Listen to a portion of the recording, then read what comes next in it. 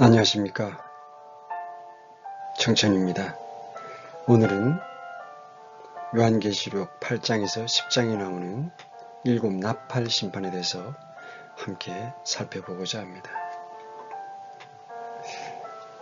요한계시록에는 7 나팔의 천사들이 등장하기 전에 몇 가지 묘사가 등장합니다. 이때는 일단 폭풍 전야와 같이 하늘이 반 시간쯤 고요한 때입니다. 이는 진노가 쏟아질 준비 때를 말합니다.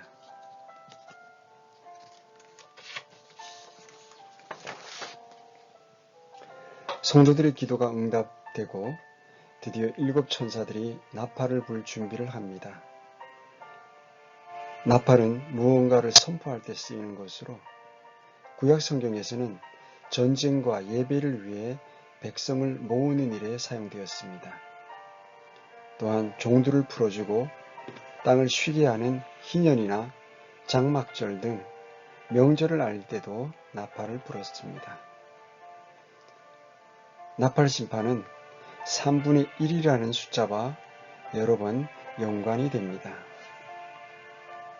먼저 첫째 나팔, 이 첫째 나팔이 울리면 나무와 풀이 불에 타게 됩니다.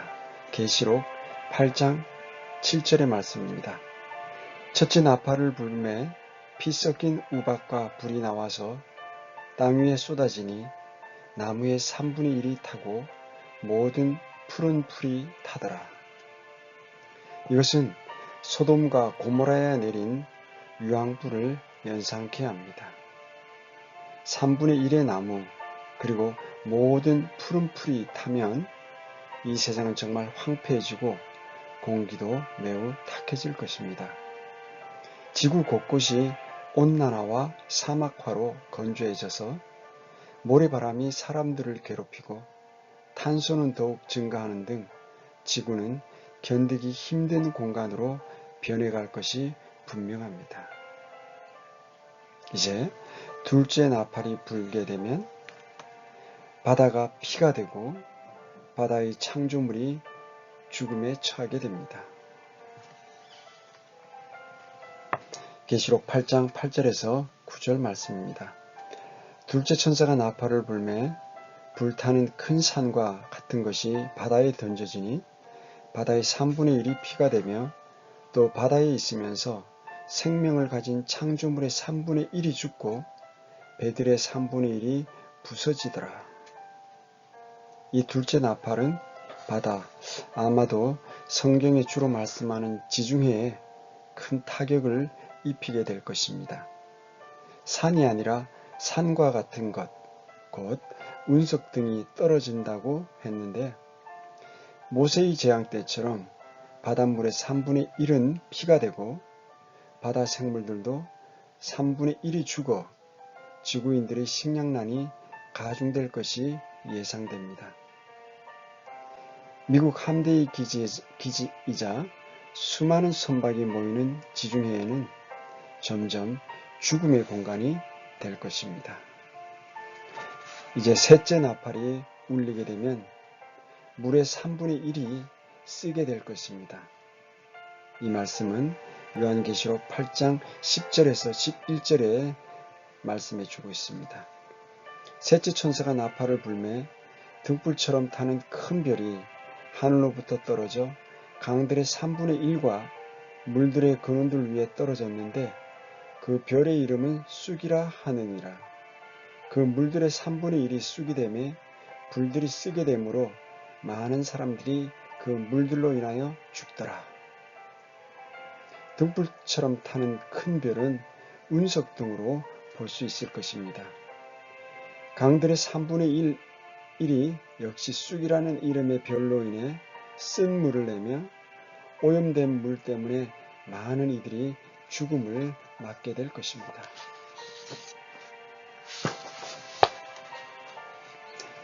이제 나팔 중 넷째 나팔이 울리면 천체가 어두워지게 될 것입니다. 이 말씀은 8장 12절에 기록되어 있습니다. 넷째 천사가 나팔을 불매 해의 3분의 1과 달의 3분의 1과 별들의 3분의 1이 타격을 입어 그것들의 3분의 1이 어두워지고 낮이 자기의 3분의 1 동안 빛을 내지 아니하며 밤도 그러하더라. 이때에는 해와 달과 별의 3분의 1이 타격을 입어 밤낮의 길이가 달라지고 그만큼 태양으로부터 오는 에너지도 줄어들어 일대 혼란이 일어날 것입니다.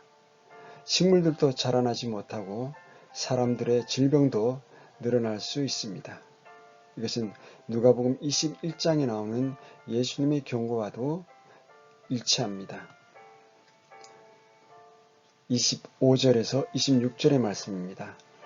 또 해와 달과 별들에는 표적들이 있고 땅에는 민족들의 고난과 혼란이 있으며 바다와 파도가 울부짖으로다. 땅에 임하는 그 일들을 내다보는 것으로 인해 두려움으로 인해 사람들의 마음이 그들을 기진하게 하리니 이는 하늘의 권능들이 흔들릴 것이기 때문이라. 넷째 나팔 이후에는 경고하는 천사가 나옵니다. 개혁성경에서 독수리로 번역됐지만 이 단어는 그냥 천상의 천사입니다. 이것은 앞에 네 나팔보다 남은 세 개의 화, 즉 남은 세 개의 나팔 심판이 훨씬 더 무서울 것임을 알려주고 있습니다. 계시록 8장 13절입니다. 또 내가 보고 들으니 하늘 한가운데를 가로질러 날아가는 한 천사가 큰 음성으로 이르되 이제 새 천사가 불게 될 또 다른 나팔 소리들로 인해 땅에 거하는 자들에게 화가 있으리로다 하더라. 이제 다섯째 나팔이 울리게 되면 별이 땅에 떨어지게 될 것입니다. 계시록 1장 9장 1절입니다. 다섯째 천사가 나팔을 불기에 내가 보니 별 하나가 하늘로부터 땅으로 떨어졌는데 그가 바닥 없는 구덩이의 열쇠를 받았더라. 여기에 등장하는 별은 문맥상 인격체입니다. 그는 하늘에서 온 주의 천사일 것입니다. 바닥 없는 구덩이, 곧 무적행, 아부소스 또는 아비스로 불리는 이 구덩이는 땅 및 세계의 낙원과 지옥의 경계인 구렁텅이를 말합니다. 여기에 대해서는 누가복음 16장 26절에 잘 기록되어 있습니다. 계시록 9장 2절에서 3절 말씀입니다. 그가 바닥 없는 구덩이를 여니 그 구덩이에서 큰 용광로가 연기 같은 연기가 올라오매 해와 대기가 그 구덩이의 연기로 인해 어두워지며 또 메뚜기들이 연기 속에서 나와 땅 위로 올라오는데 그것들이 땅에 있는 정갈들의 권능과 같은 권능을 받았더라. 연기 속에서 나온 메뚜기들은 일반적 메뚜기가 아니라 초자연적인 존재들입니다. 이들의 모습이 묘사된 7절에서 10절을 보면 그들은 여러 가지 형태가 혼합된 현 세상에서는 존재하지 않는 괴물이란 것을 알 수 있습니다. 말, 사람, 여자, 사자, 흉갑, 날개, 꼬리 등의 갖가지 특징을 갖춘 이 메뚜기들은 5달 동안 전갈과 같이 침을 쏴서 사람들을 극도로 괴롭히게 될 것입니다. 계시록 9장 7절에서 10절의 말씀입니다. 그 메뚜기들의 모양은 전투를 위하여 예비한 말들 같고 그것들의 머리에는 금과 같은 관이 있으며 그것들의 얼굴은 사람들의 얼굴 같고 또 여자의 머리털 같은 머리털이 그것들에게 있으며 그것들의 이빨은 사자의 이빨 같더라. 또 철흉갑 같은 흉갑이 그것들에게 있으며 그것들의 날개 소리는 전투하려고 달려가는 많은 말들의 병거 소리 같고 또 전갈과 같은 꼬리가 그것들에게 있으며 그것들의 꼬리에 쏘는 침이 있었는데 그것들의 권능은 사람들을 5달 동안 해하는 것이더라. 이 괴물들에게는 왕이 있습니다. 그의 이름은 히브리어로는 아바돈, 그리스어로는 아폴리온이며 그것은 파괴자, 또는 멸망자라는 뜻입니다. 이 왕은 바닥 없는 구덩이의 천사로 사망의 천사이며 사탄은 아니입니다. 계시록 9장 11절의 말씀입니다. 그것들을 다스리는 왕이 그것들에게 있었는데 그는 바닥 없는 구덩이의 천사니라. 그의 이름은 히브리 말로는 아바돈이나 그리스 말로는 아폴리온이니라. 이들은 하나님의 인이 없는 자들만 골라서 죽이지는 말고 5달 동안 극심한 고통을 주라는 명령을 받았습니다. 하나님의 인이 있는 자들은 계시록 7장 3절에서 4절에 나오는 14만 4천의 유대인들입니다. 계시록 9장 4절에서 6절의 말씀입니다.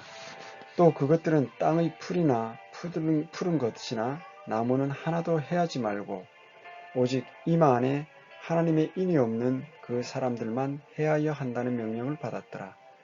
또 그것들은 그들을 죽이지 말고 그들에게 5달 동안 고통을 주라는 명령을 받았는데 그것들이 주는 고통은 마치 정갈이 사람을 쏠 때 주는 고통과 같더라. 그 날들에는 사람들이 죽음을 구하여도 그것을 찾지 못하겠고 죽기를 바라나 죽음이 그들을 피하리라. 이제 6째 나팔이 울리면 2억 명의 기병들이 나타나게 됩니다. 계시록 9장 13절에서 16절의 말씀입니다. 6째 천사가 나팔을 불매 내가 들으니 하나님 앞에 있는 금제단의 네 뿔에서 한 음성이 나서 나팔을 가진 6째 천사에게 말하기를 큰 강 유프라테스에 묶어둔 네 천사를 풀어주라 하더라. 이에 네 천사가 풀려났는데 그들은 어느 해, 어느 달, 어느 날, 어느 시에 사람들의 3분의 1을 죽이려고 예비된 자들이더라. 그 기병들의 군대의 수는 2억이며 내가 그들의 수를 들었노라. 이것은 후반부 3년 반의 거의 끝부분에 일어나는 심판입니다. 유프라테스는 과거에 사탄의 자리가 있던 바빌론 지역입니다. 이는 창세기 10장 8절에서 11절에 기록되었습니다. 이 강은 에덴 동산과 이스라엘의 경계가 되는데 이 지역은 니무롯이 바벨탑을 쌓은 반역의 땅 주변이기도 합니다. 그러므로 이 큰 유프라테스에 묶어둔 천사들은 악한 천사입니다. 이들은 특정한 시간에 사람들의 3분의 1을 죽이려고 예비된 자들입니다. 여기 등장하는 2억 명의 기병은 동쪽의 왕들이 이끌고 오는 존재들입니다. 이들이 중국 군인이나 러시아 군인이라고 점치는 사람들이 많았지만 이 기병들은 사람의 군대가 아니라 초자연적인 존재들입니다.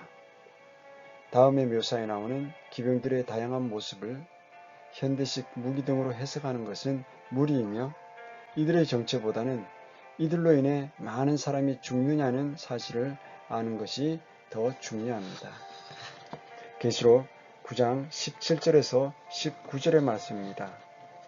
내가 이같이 환상 중에 그 말들과 그 위에 탄 자들을 보았는데 그들에게 불과 청옥과 유황으로 된 흉갑이 있었고 또 그 말들의 머리는 사자의 머리 같았으며 그것들의 입에서는 불과 연기와 유황이 나오더라. 이 세 가지 곧 그들의 입에서 나온 불과 연기와 유황에 의해 사람들의 3분의 1이 죽음을 당하니라. 그것들의 권능은 그것들의 입과 꼬리들에 있었는데 그것들의 꼬리들은 뱀 같았고 또 머리들을 가지고 있어서 그것들이 그 꼬리들로 헤하더라. 이 심판으로 3분의 1이 죽었지만 살아남은 사람들은 여전히 회개하지 않습니다. 이것은 인간의 악함을 알려주는 부분입니다. 이들의 죄는 우상 숭배와 살인과 마법과 음행과 도둑질 등입니다. 계시록 9장 17절에서 21절의 말씀입니다. 이 재앙들에 의해 죽임을 당하지 아니하고 남은 사람들은 여전히 자기 손의 행위들을 회개하지 아니하며 마귀들과 또 금과 은과 놋과 돌과 나무로 만든 우상들, 곧 보거나 듣거나 걷지 못하는 우상들에게 경배하는 것에서 돌이키지 아니하고, 또한 자기들이 행한 살인과 마법과 음행과 도둑질도 회개하지 아니하더라. 이후에 일곱째 나팔은 한참 후에 등장하게 됩니다. 힘센 천사와 작은 책이 요한계시록 10장에서 11장에 기록되어 있습니다. 계시록 10장 1절입니다. 또 내가 보니 힘센 다른 천사가 구름으로 옷 입고 하늘로부터 내려오는데 그의 머리에는 무지개가 있고 그의 얼굴은 해 같으며 그의 발은 불기둥 같더라. 7년 중 언제 벌어질 일인지 명시되어 있지 않지만 7절에 일곱째 천사가 음성을 내는 날들에, 즉 그가 나팔을 불기 시작할 때에 하나님의 신비가 그분께서 자신의 종 대언자들에게 밝히 드러내신 것 같이 이루어지리라 하더라 한 것으로 보아 일곱째 나팔 심판이 임하기 전에 어느 때라는 것만은 분명히 알 수 있습니다. 이 천사가 예수님을 표현한 것이라고 볼 수 있는 이유는 이야기가 이어지는 11장 초반과 11장 3절에 일어나는 두 증인에 대해 내가 나의 두 증인에게 권능을 주리니 하고 했기 때문입니다. 어떤 높은 계급의 천사도 이런 표현을 쓸 수는 없습니다. 그 뒤에 작은 책이 등장합니다. 계시록 10장 8절에서 10절 말씀입니다. 내가 하늘로부터 들은 그 음성이 또다시 내게 말하여 이르되 가서 바다와 땅 위에 서 있는 천사의 손안에 펴놓은 작은 책을 취하라 하기에 내가 그 천사에게 가서 그에게 이르되 그 작은 책을 내게 주소서 하니 그가 내게 이르되 그것을 가져다가 먹으라. 그것이 내 배에는 쓰게 할 터이나 내 입에서는 꿀같이 달리라 하니라. 내가 그 천사의 손에서 그 작은 책을 가져다가 먹으니 그것이 내 입에서는 꿀같이 달았으나 내가 그것을 먹는 뒤에 즉시로 내 배가 쓰게 되었더라. 이 작은 책은 다니엘서에서 하나님께서 봉인하신 그 책으로 하나님의 백성들에게 임할 일들에 관한 예언과 계시를 담고 있습니다. 다니엘서 12장 4절과 9절의 말씀입니다. 그러나 오 다니엘아, 너는 끝이 임하는 때까지 그 말씀들을 담아두고 그 책을 봉인하라. 많은 사람이 이리저리 다름질하고 지식이 증가하리라. 그가 이르되 다니엘아, 내 길로 가라. 주께서 끝이 임하는 때까지 그 말씀들을 닫아두고 봉인하셨느니라. 두 번째로 살펴볼 것은 하나님이 보내신 두 증인입니다. 11장 1절에서 14절에 기록되어 있습니다. 계시록 11장 1절에는 천사가 나오는데 이 천사도 10장의 힘센 천사로서 예수님으로 볼 수 있습니다. 계시록 11장 1절에서 2절 말씀입니다. 또 내가 막대기 같은 갈대를 받으매 그 천사가 서서 이르기를 일어나 하나님의 성전과 제단과 그 안에서 경배하는 자들을 측량하되 성전 밖에 있는 뜰은 내버려 두고 측량하지 말라. 그것을 이방인들에게 주셨은즉 그들이 그 거룩한 도시를 42달 동안 발로 짓밟으리라. 이스라엘이 성전을 재건한다는 의미는 그들이 여전히 메시아를 받아들이지 않는다는 의미입니다. 이런 악함이 극에 달했을 때 환란이 그들에게 찾아옵니다. 유대인들이 애써 성전을 지었으나 이것은 42개월, 즉 3년 반 동안 이방인들의 발에 짓밟히게 됩니다. 바로 이 성전에 적그리스도가 들어가 하나님의 자리에 앉고는 자신을 하나님이라 일컫게 하고 자기에게 예배를 드리라고 할 것입니다. 그 말씀이 데살로니가 후서 2장 4절에 기록되어 있습니다. 그는 대적하는 자요 또 하나님이라 불리거나 혹은 경배받는 모든 것 위로 자기를 높이는 자로서 하나님처럼 하나님의 성전에 앉아 자기가 하나님인 것을 스스로 보이느니라. 그 다음으로는 하나님의 두 증인이 등장합니다. 이 두 증인에 관한 이 부분 역시 나팔 심판의 연속 선상이 아닌 가로로 삽입된 부분입니다. 계시록 11장 3절에서 4절 말씀입니다. 내가 나의 두 증인에게 권능을 주리니 그들이 굵은 베옷을 입고 1260일 동안 대언하리라. 이들은 땅에 하나님 앞에 서 있는 두 올리브 나무요 두 등잔대니라. 이 두 증인은 그저 환란기에 일어날 선포자를 상징하는 것이라는 견해도 있고 이단 종파들에선 해계환 사적 해석에 의한 주장도 많이 하고 있습니다. 그러나 두 증언을 성격적으로 풀면 이스라엘과 깊은 관계가 있습니다. 14만 4천이 전 세계에 흩어진 유대인들 중에서 나와 이방인들에게 왕국의 복음을 선포할 것을 예상해 볼 수 있는 반면 두 증인의 사역은 철저히 이스라엘의 땅의 역사와 유대인들의 구원 그리고 메시아와 관련되어 있는 것으로 보입니다. 왜냐하면 이들이 장차 죽임을 당하는 곳이 영적인 소돔과 고모라이며 예수님께서 못 박히신 곳, 즉 예루살렘이라고 했기 때문입니다.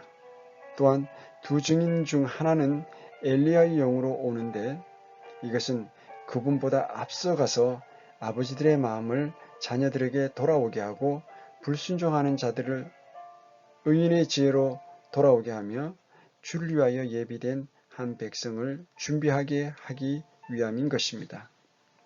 예수님의 초림 때 변화산에서 나타난 이들도 모세와 엘리야였기 때문에 재림 때에도 이들이 일어날 가능성이 많습니다. 두 사람은 공통적으로 하나님의 산 호렙에 갔었고 각종 기적을 행했으며 구약시대 대언자들의 대표격인 인물들입니다. 적그리스도는 이들을 일시적으로 이기고 죽일 것입니다.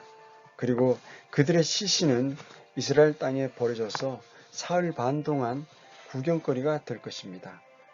온 세상 사람들이 이들의 죽음을 구경하게 되는데 아마도 그때는 TV 뉴스 등을 통해 전 세계가 그들을 지켜보며 하나님의 갖가지 이적으로 사람들을 멸한 두 증인의 죽음을 기뻐하며 선물을 보낼 것입니다.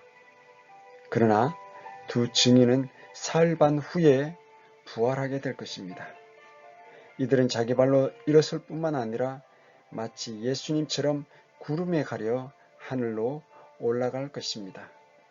그때 큰 지진이 있을 것이고 7,000명의 사람들이 죽게 될 때 남은 자들은 크게 두려워하며 하나님께 영광을 돌리게 될 것입니다. 이로써 이스라엘은 환란기의 후반부에 대대적인 부흥운동을 일으키며 피난처로 도피했다가 주님의 재림을 맞이할 것입니다. 이제 마지막 나팔인 일곱째 나팔이 울리게 됩니다. 이 일곱째 나팔은 일곱병 심판의 서곡입니다. 요한계시록 11장 15절에서 19절의 말씀에 기록되었습니다. 이 일곱째 나팔만 이곳에 뚝 떨어져서 다시 등장하게 됩니다. 나팔 심판은 넷째까지는 3분의 1을 멸하는 재앙이었고 다섯째와 여섯째, 일곱째 나팔은 세 가지 화로 나뉩니다. 그중 두 가지 화는 지나갔고 셋째 화, 즉 일곱째 나팔 심판이 임하게 될 것입니다. 일곱째 나팔은 일곱째 봉인을 떼므로써 일곱 나팔 심판이 시작되었던 것과 마찬가지로 어떤 특정한 일이 일어나는 것이 아니라 일곱 병의 심판을 불러오는 것입니다.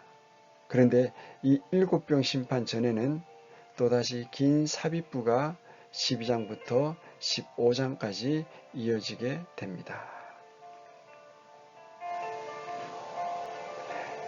12장에서는 해로 옷 입는 여자의 도피가 나와 있고 13장에는 적그리스도의 등장과 형포가, 그리고 14장에는 하늘의 14만 4천 명에 대한 기록이 나오게 됩니다. 이와 같이 오늘 이 시간에는 7 나팔에 대해서 함께 나눴습니다. 참으로 은혜롭고 감사한 것은 이렇게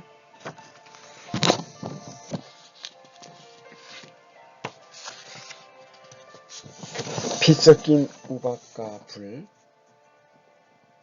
둘째 나팔이 불리면 바다의 3분의 1이 피가 되고, 셋째 나팔이 울리면 큰 별이 떨어져 물이 쑥이 되고, 넷째 나팔이 울리면 해와 달의 3분의 1이 어두워지고, 다섯째 나팔이 울리면 바닥 없는 구덩이에서 올라온 존재들이 5달 동안 사람들을 괴롭힐 것이고, 여섯째 나팔이 울리면 2억의 기병이 유프라테스 전쟁을 일으키게 되고, 그리고 7째 나팔이 울리면 작은 책과 다시 대언하는 그러한 일들이 펼쳐질 것이 요한계시록 8장에서 10장에 있는 나팔 심판에 관한 말씀입니다. 중요한 것은 이렇게 어려운 시기를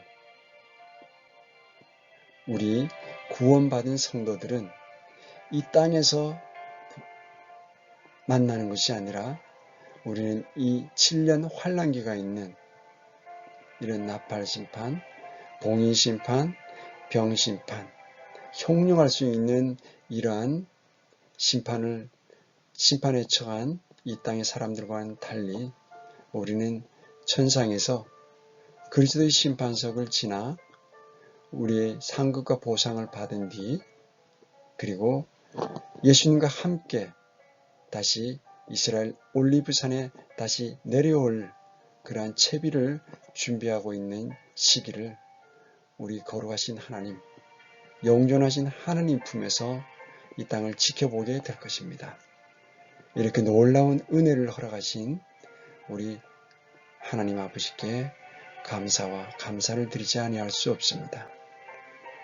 사랑하는 형제자매님, 그리고 구독자 여러분, 이제 잠시 후면 예수님께서 공중에 나팔 소리와 함께 이 땅에 구원받은 성도들을 부르시는 그러한 휴거의 시간이 곧 다가올 것입니다. 그리고 휴거가 되고 나서 우리는 그리스도 심판석에서 상급과 보상을 받고 그리스도와 함께 그리스도의 신부로서 7년 동안 천상에 거하게 되고, 그때 땅에서는 7년 동안 큰 환난 가운데 처하게 될 것을 우리가 요한계시록 예언의 말씀을 통해서 배웠습니다. 이렇게 험한, 형용할 수 없는 참으로 참혹한 시대를 살지 아니하도록 우리에게 은혜 주신 하나님 은혜를 다시 감사하는, 그리고 아직까지 휴거까지 적지 않은 시간이 남겨져 있습니다. 이 시간 동안 아직 구원받지 못한 부모, 형제, 친족, 그리고 우리 지인들에게 그리스도의 복음을 증거하여서 모두가 구원받아서 주님이 오시는 그 공중 재림의 시간에 다 만날 수 있도록, 이 어려운 환난을 피할 수 있도록 우리가 함께 기도했으면 좋겠습니다. 오늘도 함께 해주셔서 감사합니다. 평안하십시오.